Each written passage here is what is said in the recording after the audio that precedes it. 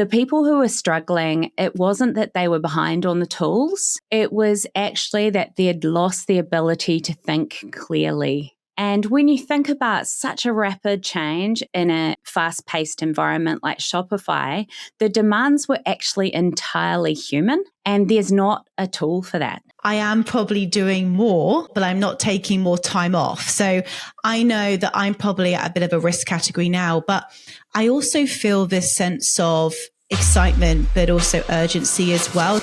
AI is reshaping the world. And while the headlines swing between hype and fear, most women are asking just one question. What does this mean for me? This is AI Ready Women. Welcome back to AI Ready Women. It's the podcast where we cut through the noise and the signals to find what matters for women navigating AI. I'm Lou Compagnoni, and as always, I'm joined by the brilliant Georgie Hubbard. Thanks, Lou. So good to be here as always. Love doing these podcasts with you. So today we're calling this episode Humans First, because every signal we've been tracking right now is sort of saying the same thing when it comes to AI. In a world where AI can code, diagnose, draft legal briefs, etc., the future doesn't belong to those who necessarily have the best tools. What we're really finding is it brings new opportunities for people who have the most humanity. So we're talking about judgment, curiosity, care, and consciousness. So we've got 3 cracking signals to unpack today. And we also have an incredible guest here today who's lived this journey. So we'd like to welcome Rachel Garrett to the show. Rachel, so good to have you here. You've got quite the resume. So can you just give our listeners a bit of an introduction to who you are and your background? Sure. Thanks for having me. I'm so excited to be joining you. I've been a leader for 25 years across Australia and New Zealand and globally. Most recently, I've been at Shopify, where I had 800 people in 12 different countries and was leading AI transformation at scale. So that's where I've kind of come from. And I guess what brought me into thinking about the human first side is that I've seen that the AI transformation that works is when we don't consider just the technology change, but instead we create a really strong human operating system that sits alongside that technology change. And so that's what I'm really excited about, and that's what I'm building for the next part of my career. That's exciting. Amazing.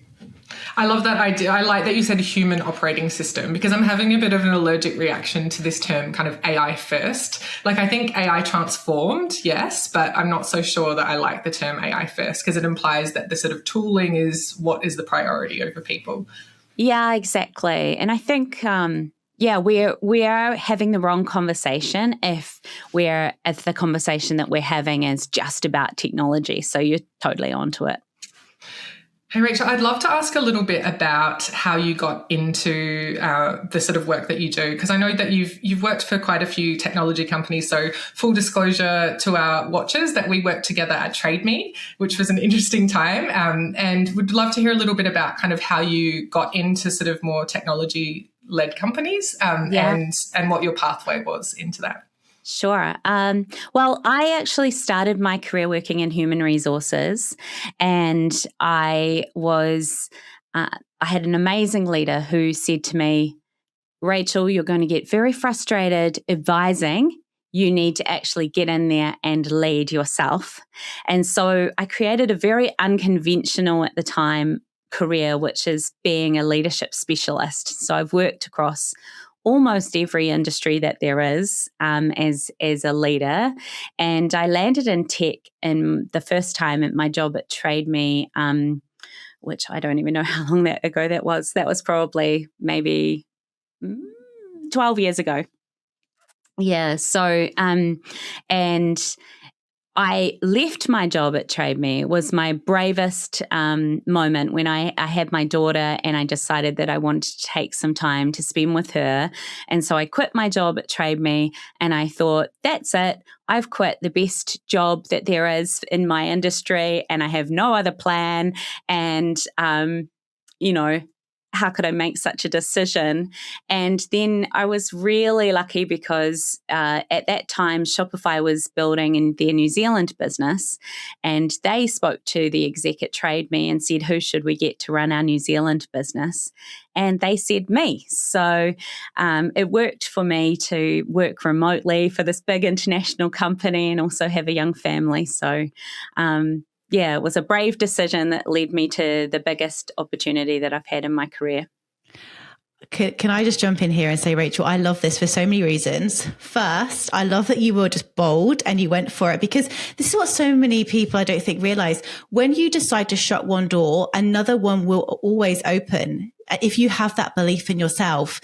And this is exactly what's happened to you. And then secondly, network.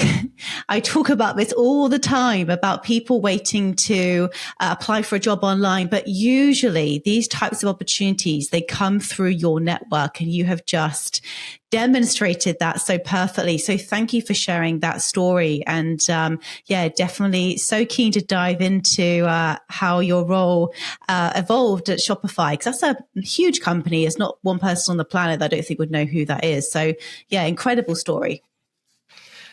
Rachel, I'd also really love to know a little bit about how AI has shown up for you in your role at Shopify, and also sort of how you're starting to think about it more differently. So you're I'm keen to hear about the kind of pivot that you're making as a result of AI as well. Yes, well, I was inside Shopify's AI transformation. And for those of you who don't know, Shopify went early and hard. And we had a mandate that we all must use AI, and that we also that became part of our performance appraisals. And it was really driven very, very hard. And I was part of leading that transformation across 12 countries and many different cultures. And what I started to notice was that the people who were struggling, it wasn't that they were behind on the tools. It was actually that they had lost the ability to think clearly. And when you think about such a rapid change across in a really fast-paced environment like Shopify, the demands were actually entirely human. And there's not a tool for that, sadly, yet. There is not a tool for that. So I felt that if we were just talking about the technology, we were having the wrong conversation. And so I started to think and research and look at the neuroscience and understand, okay, well, what are the most valued skills that remain after AI transformation? And how can we create a way to develop those skills so that we humans thrive alongside this AI technology change? Beautiful. That is such a good lead into the signals that we're talking about today, almost like we planted you to say that. So I kind of, on that note, I want to sort of share the first signal that I wanted to discuss today. And it's actually something we brought up on previous episodes, but it's such a relevant one to the topic that I wanted to do it again. So the first one is around Anthropic.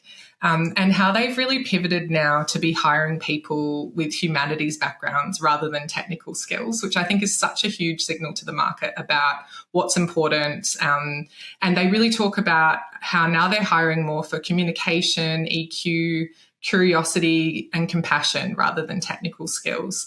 So I sort of wanted to start with, I'm sure you've thought a lot about which human capabilities become valuable, not less, as AI gets better. And you've led huge teams, obviously.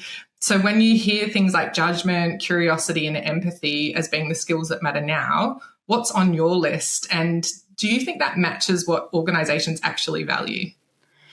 Yeah, well, I think there was a World Economic Forum report that came out and said last year and said resilience, flexibility, and agility are actually in demand more than AI literacy skills. So I think a lot of us are thinking AI, and those things are more so. And that is, I definitely think that those things are really highly in demand. But I also think that we are kind of going so fast down this road that we're dismantling the conditions the dismantling the road behind us, and the conditions that help people to develop those skills, because we're in such high pressure environments.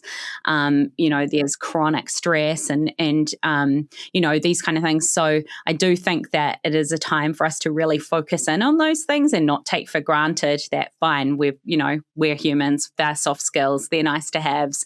No, actually, there's a really amazing business case for investing in those skills deliberately. Yeah, I'm really seeing it as well, Rachel. And I know you, Lou, we've spoken about this a lot. Like, there's a lot of candidates I speak to on a weekly basis in recruitment who are all feeling, to be quite honest with you, like really quite exhausted by all of the change, and they feel quite unsupported in their organizations right now. So, look, Rachel, you've got obviously a ton of leadership experience. You've trained leaders. How should leaders be thinking about this to really support their employees and people who are struggling right now? Is there any advice out there for how we can, I guess, prevent people from burning out and being exhausted by all the change? Yeah. Well, I mean, we've created a framework which is called Human.AI.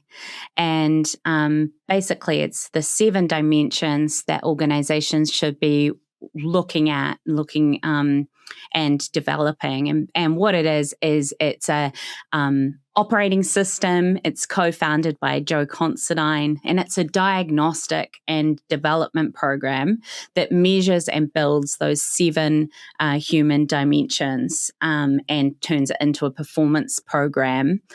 And one of those I won't read out all 7, but they're on our website. But one of them that is the I of the human AI is insight. And that really speaks to really how our self-awareness. And what we found is that 95% of people think that they're self-aware, and actually only 10 to 15% of people actually are. And what that means is that we're running these organizations on the hallucination that we're all very self-aware when actually, we've got some work to do there. And there's a really strong business case for this, because 22% of higher revenue comes from leaders who are self-aware, and 34% higher profitability. So, one of the first places that we can start, both organizationally and also as individuals, is to do some work to develop that dimension. And then the next one above that is actually accessing energy. And that's the one that really speaks to burnout and, how we fuel ourselves for this new way of working. Because what I'm finding myself, and I'm sure you as well, is that you can do more work now in a morning than you would have done with, for me, a team of 6 senior managers over 6 months. And so when I finish that work, though, I'm exhausted, like cognitively exhausted. And so we actually have to think about, okay, well, so how do we access energy in that environment? That is such a great segue into the next signal. Again, almost like we planted it this way. The second signal that I wanted to talk about is this new term called AI brain fry. And so that comes from a BCG report that was published in HBR, where they talk about AI brain fry as being mental fatigue that we get from the cognitive overload of using AI.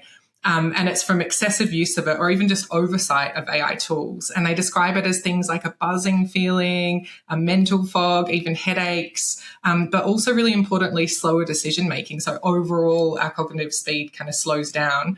And they talk about that there's even particular functions at its highest ends. They talk about marketing, human resources, IT, finance. I think there's no coincidence, because they're really a lot of the functions that are really active users of AI. And so there's this sort of discussion about the paradox that AI could potentially help to ease our workload, but it can also sort of create burnout. So really keen to kind of get your thought on, so what you mentioned earlier that you saw at Shopify, do you think that that would fall under the category of AI brain fry? Yeah, absolutely. I think what's happened is that we've taken away we've taken away a lot of the action layer, is what I call it, of, but what has to remain sharp is the judgment layer. And so, to use a story, a friend of mine was telling me recently that they have an employee in their team who's a more junior person, and their role used to be to, take the meeting notes, create them into an action plan, and, fire them out to the meeting attendees. Well, that's pretty much been replaced now by AI, but what that person then needs to develop is a really strong understanding of the context of like reading the environment accurately, sensing risk, and knowing what's being said and what's not being said. And, because AI is the most confident person in the room, but not always right, and can come up with the perfect solution that might be not the perfect solution for that moment. And so there's a whole different skill set that's happening, that we're having to develop, about that judgment layer. And so for that junior person, that's what's happening. But then for the more senior person, it is about like, how many of those do you get given then throughout the day? Because you used to just get 1 or 2, but now you're getting 7 or 8 or 9, and you have to be using that judgment layer, which is really taxing cognitively. So then how do we really work to protect the cognitive performance over time so that's sustained high? And those are new skills for us as workers.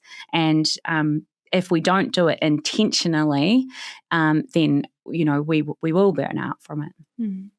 Yeah, and I'm smiling here a bit because I can put my hand up to say I am probably doing more. Well, I definitely am doing more, but I'm not taking more time off. So I know that I'm probably at a bit of a risk category now, but I also feel this sense of excitement, but also urgency as well. So I'm really trying, we talk about energy management, to balance my excitement and drive, but also restore and unwind on an evening. And it's hard. And I think especially as women, my mind can be quite active sometimes. So I'd love, Rachel, if you have any tips or anything that you do in your role right now to unwind and deload your brain, because I think we could all do with a bit more relaxation in our lives with all of the tech and the AI out there at the moment. Yeah, and that is so common. So another part of my role is I do one-on-one coaching with executives, and this is really common. And it has always been common. This isn't just a new phenomenon connected to AI, but, finding a way, like for me, and everyone will be different, but for me, swimming in the ocean, I work from home, so I can walk outside in my bare feet and water the garden. And I'll be honest as well, I did plant a garden once with the intention to do that, and then ended up just sitting at my desk and watching the garden die. So I'm on the learning curve myself with this, but I think a lot of high performers actually are, because a lot of the things that have driven us to be so high performing are the very things that we need to actually adjust as we move into more senior roles and as we move into the AI transformation. So I think like having a really good understanding of your own values, working with a coach, or doing that to really create a plan of how it is that you can develop that. And if a coach is inaccessible, I'm actually running some circles to do it. This is group work, exploring Crystal Frangelo's book, which is called Unapologetically Human, a wonderful title. Love that. And that is some of the work that we do as a group in there too. That's so lovely. I love that title. It's fantastic. Yeah. I want to circle a little bit back to that whole sense of awareness that you were talking about.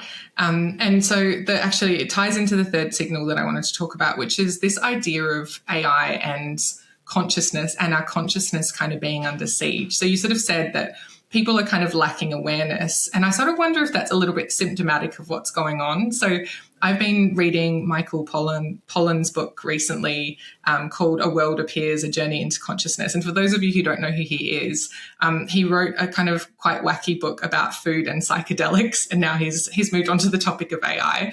And he talks about the fact that the brain isn't a computer as much as Silicon Valley are trying to convince us that it is, and that consciousness is not software. You know, humans are fundamentally flawed and fundamentally different from this technology.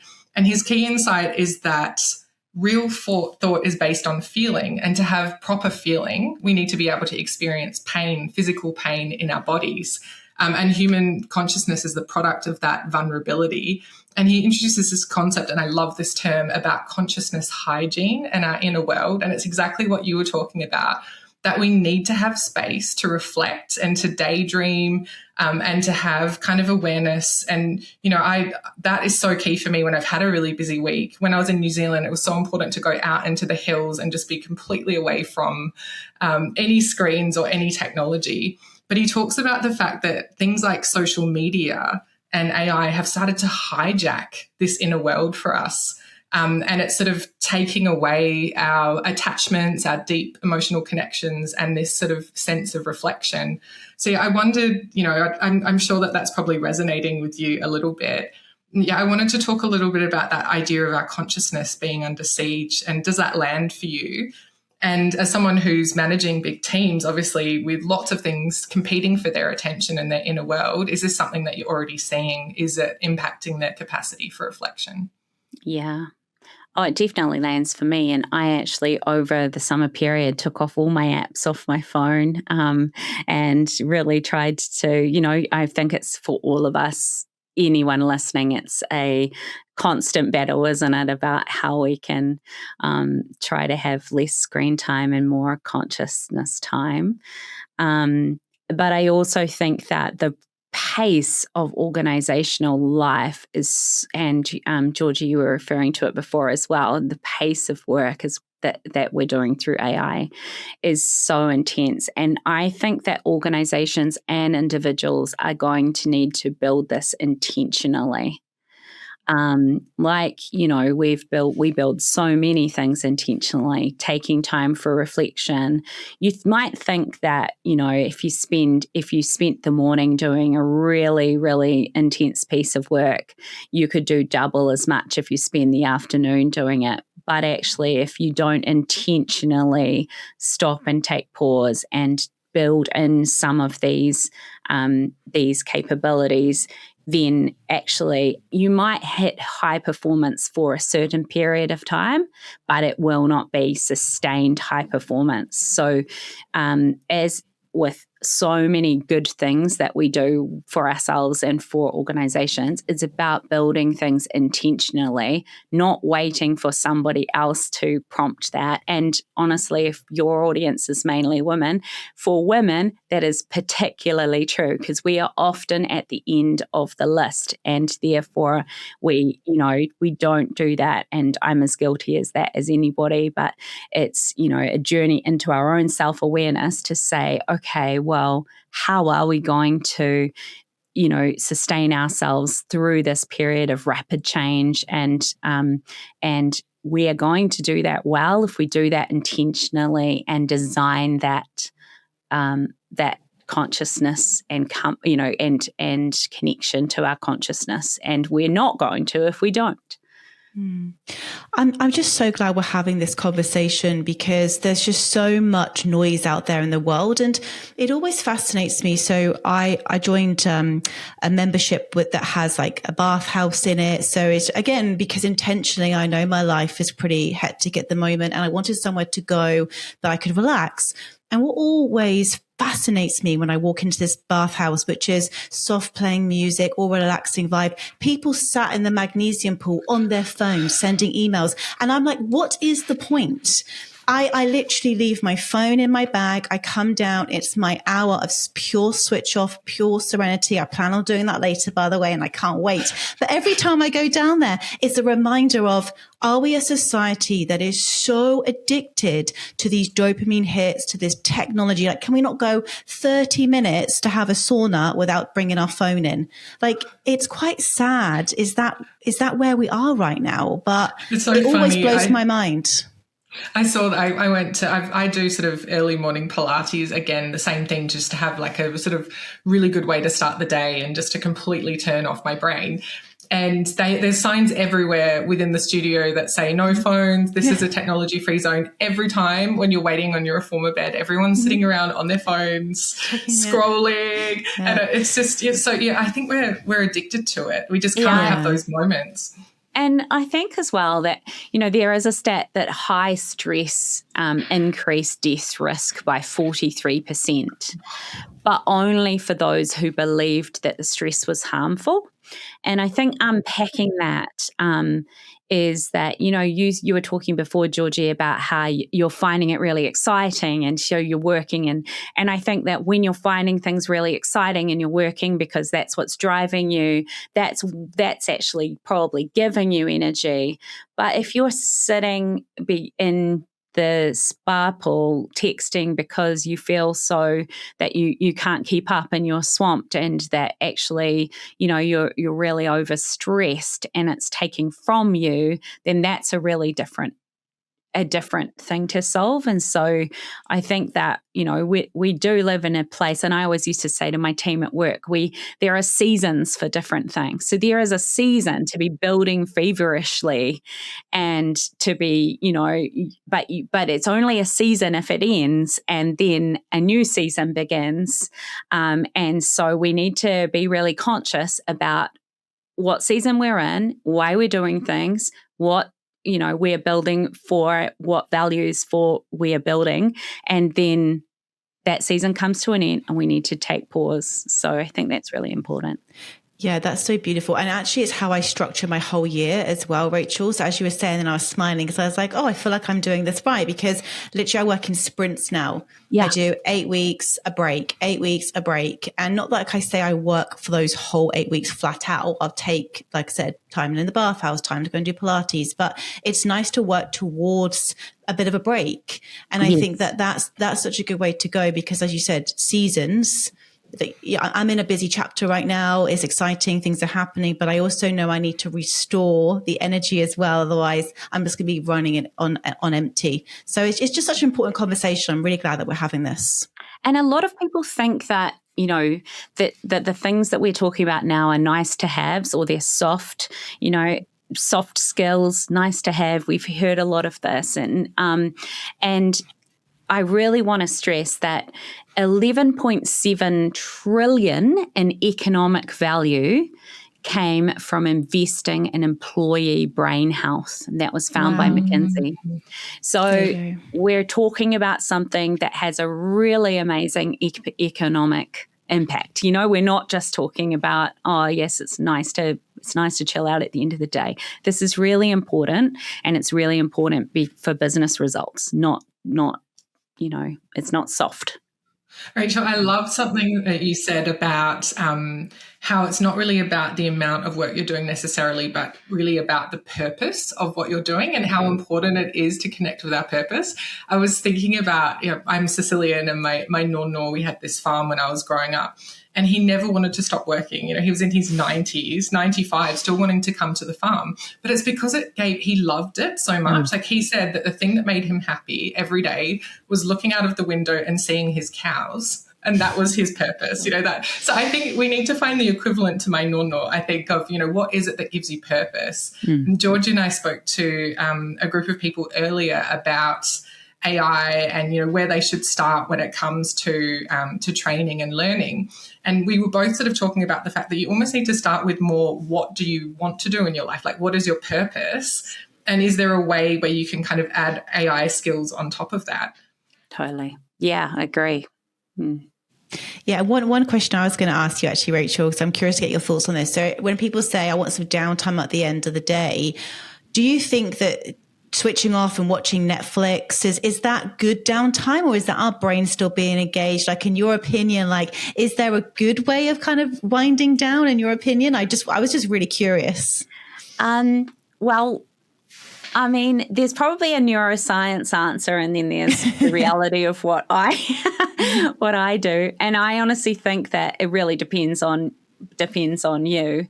I mean, I think that connection is proven through science to be really soothing. There's other stats that are really interesting as well. Apparently, singing is amazing to calm your nervous system. So I don't know about you, but that's a very random thing that we could throw in the mix. But I'm not judgmental if people want to watch TV. I think we have very busy lives, and I'm not here to judge. But I think that there's probably some things that are scientifically proven to be better than others. But also we've got to fill our cup in whichever way we do. My new business that I have coined the phrase is called Here for the Right Reasons, which is a Bachelor reference. So who am I to cast judgment on anyone who might want to sit down and watch TV? I think it's just having awareness of what you need at that time, right. Don't you think? Because I think, like, I like to think of myself as someone who would be a bit more into art house stuff, reading a book that's intellectually stimulating. But sometimes when you've had a big day, and especially when you've got sort of cognitive overload from AI, I just want to watch The Secret Lives of Mormon Wives. That's all that I have the capacity for. And I know it's probably actively making me stupid, but I kind of need that. That's okay.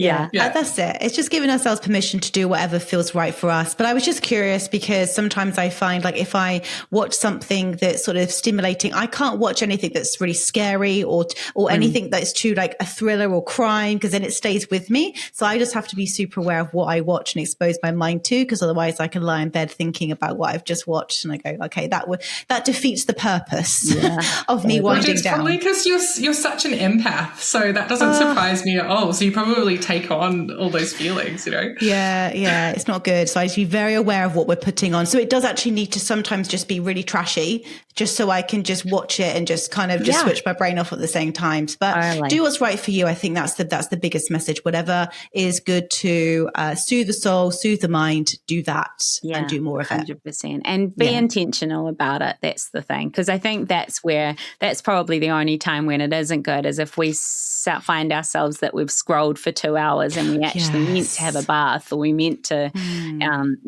watch something on TV or something, but we didn't do it because we just got distracted. So that's probably more.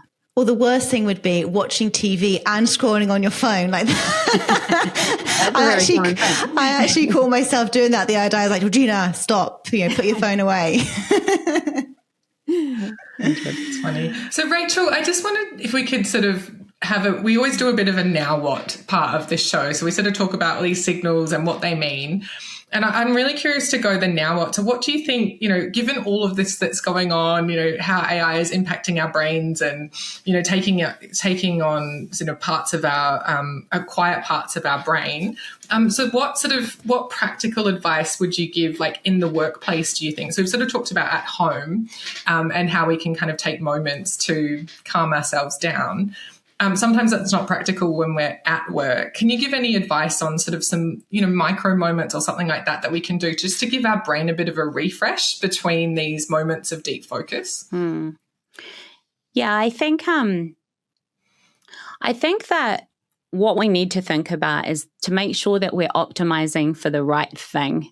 And so, like if we think about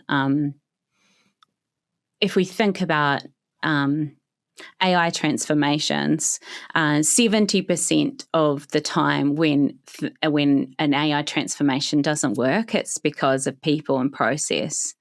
So I think, like, that's really interesting for us, because it means that place where we really need to lean into is the people change and not just the technology change. And so from an organizational perspective, I think that the real place that we need to focus, as well as our tech, we can't let go of that, but is also thinking about what's our human operating system. And for individuals, the same. So, for individuals to think about their development, don't just think about developing tech skills, but also have a look at those human dimensions and say to yourself, where is one place that I think that I could develop? And it could be like, a lot of people are finding that adaptive thinking is something that is really important to develop at the moment.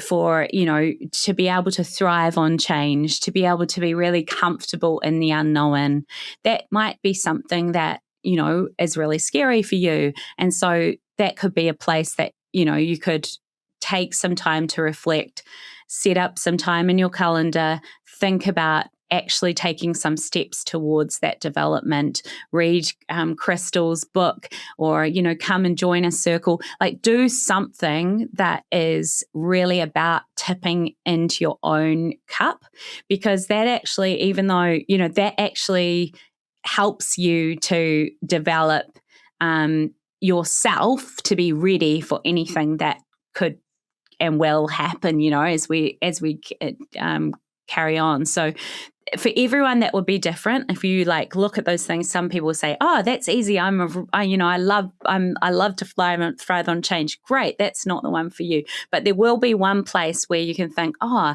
actually, this is an area that I would love to take some conscious steps towards, where I'm going to be intentional about my own development, and that is going to make you feel stronger as changes unfold and as we continue to be in such a fast-paced environment."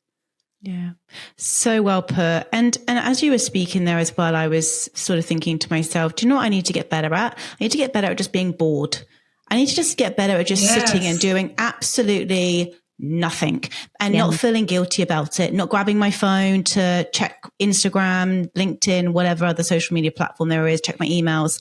I think that's something that I really want to get better at, just sitting and staring into space. Because like you say, sometimes when your most creative thoughts come in, or a problem that you've been thinking about, just you find the answer for, we're just not very good. We're like human beings, but we're very good at being human doings. We do right. more. And so I learned that lesson when I had my first child, because I used to work a lot through my career, and I worked 7 days a week, and I definitely keep working late into the night.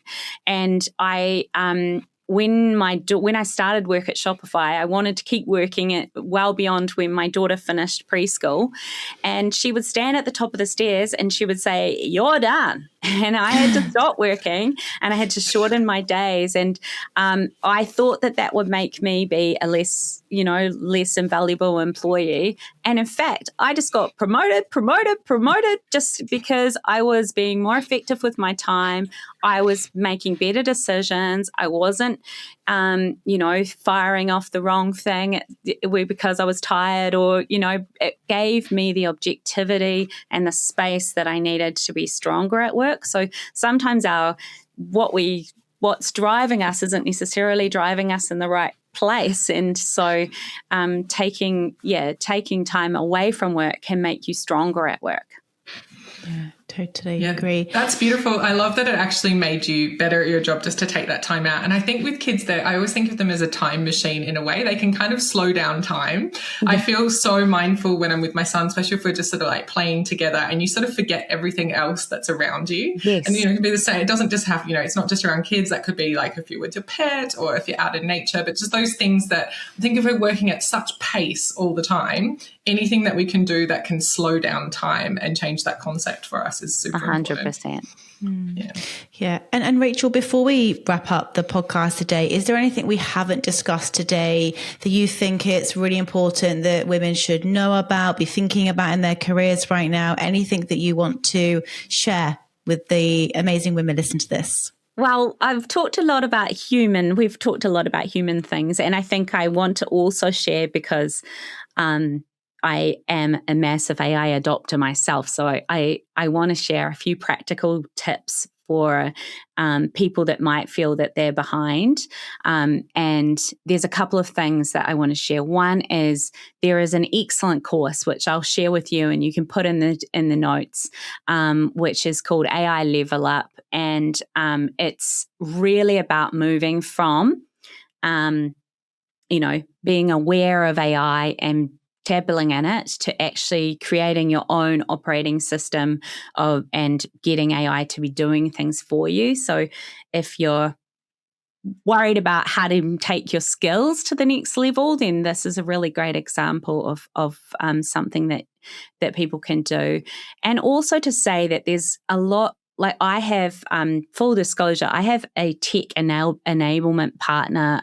I've got this company called Haunt Digital, and they have actually built me my own AI operating system that's connected all my bits and pieces into one place. And so if you're a small business or, you've got a bit of a budget and there are actually ways to really accelerate your AI use too. So I think I've talked heaps about the human side, but it is a phenomenal tool, and I don't want to let that opportunity pass to say that there's some really great ways that we can all elevate our skills and so I think that's important too. So definitely it's a people change, but it's also a technology change, and so we've got to learn about both.